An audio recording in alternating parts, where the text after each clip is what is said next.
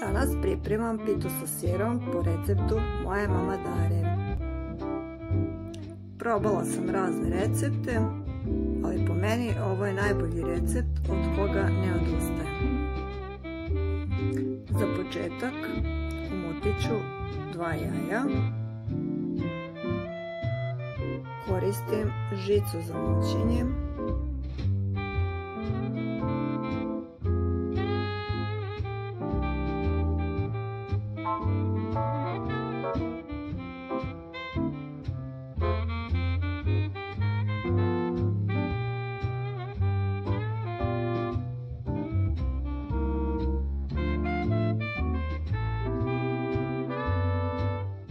Kada sam umutila jaja, u njih dodajem 350 grama mladog sira.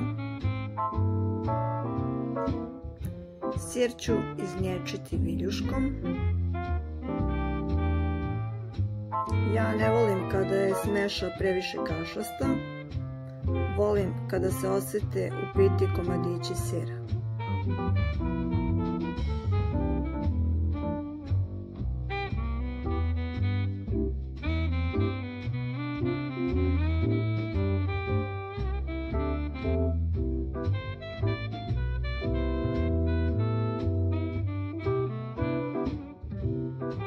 Kada sam iznječila sir, dodajem 150 grama feta sira. Također ću malo iznječiti viljuškom.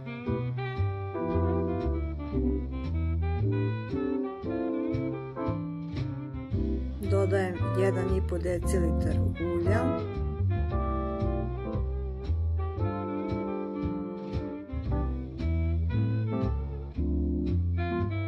Dodajem 1,5 decilitara mlijeka.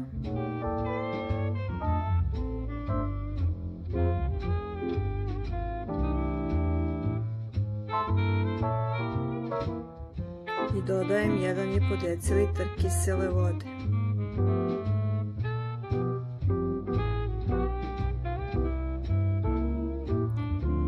Dodajem i 3 pune supene kašike kisele pavlake.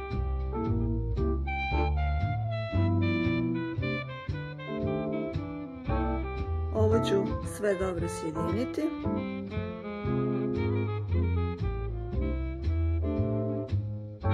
Dodat ću jednu manju kašičicu soli. Sol ne morate dodavati ukoliko ocenite da vam je fil dovoljno slan, ako je sir sam po sebi dovoljno slan. U jednu posudu sipat ću oko 1,5 decilitara kisele vode.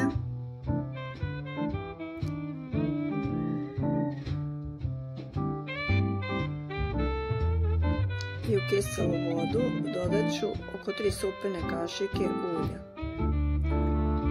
Pleh u kome ću peći pitu malo ću da nauljim. Dovoljno je oko 2 do 3 supene kašike ulja.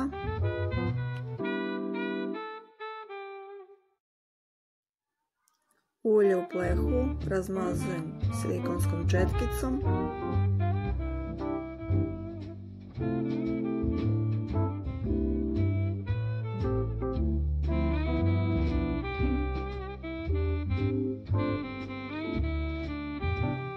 Počinjem sa filovanjem kora. Imam pola kilograma kora za pitu i gibanicu. Na prvu koru silikonskom četkicom nanosim mešavinu kisele vode i ulja.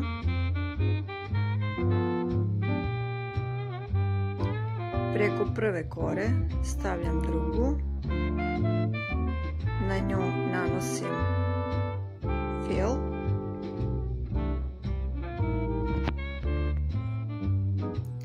Fil sipam nasumično. Bitno je da ga ne bude ni previše, ni premalo. Ne razmazujem ga svuda podjednako, jer mi je bitno da mi pita ne bude gnjecava. Preko druge stavljam treću koru i na treću koru ponavljam isti postupak sa filom. Nasumično izlivanje fila.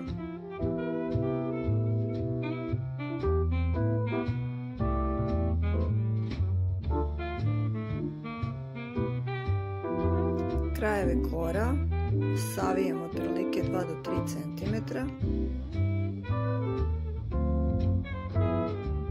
i rolam odozdo ka gore.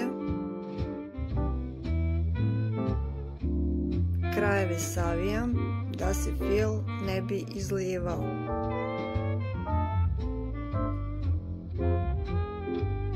Kraj gdje sam završila rolanje kora okrećem u pleh na dole. Ponavljam postupak za preostale kore. Dakle, za svaku rolnu koristim po 3 kore.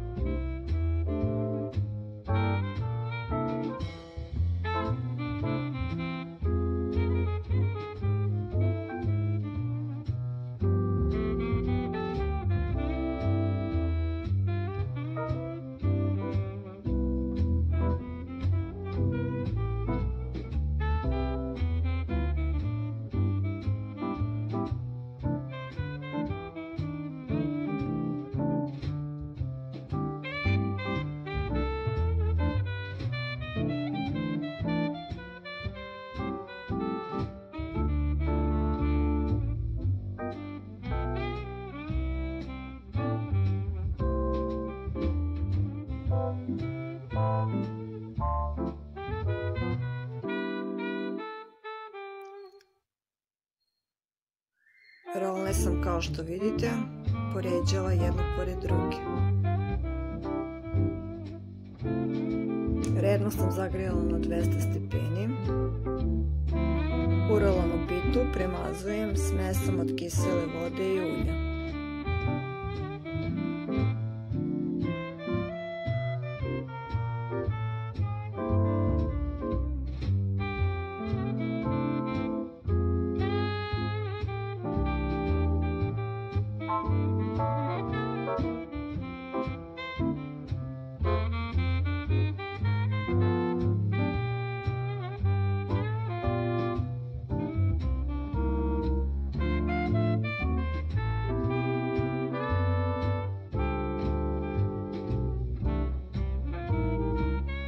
Prerno sam zagrijala na 200 stepeni i stavila pitu da se peče 40 minuta.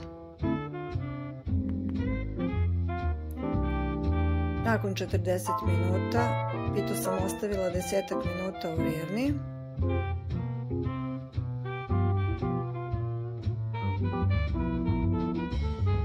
Pita je izvađena iz rerne. I evo kako izgleda kada se iseče.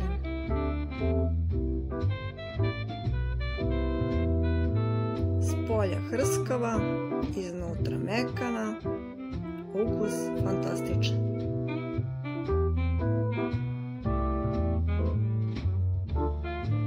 Ovakav fil za pitu ja koristim i kada spremam gibanicu. U nekom od sljedećih videa pokazat ću vam kako spremam gibanicu i kakav je redosled ređenja kora. Naravno, bitno je da gibanica ne bude gnjecava, slepljena, da je hrskava odozgo i mekana iznutra, a da diše, ono što se kaže. Dakle, bez praška za pecivo, bez brašna, bez jogurta i koje čega. Do sljedećeg videa sve vas pozdravlja Anđelka Marević. Prijetno!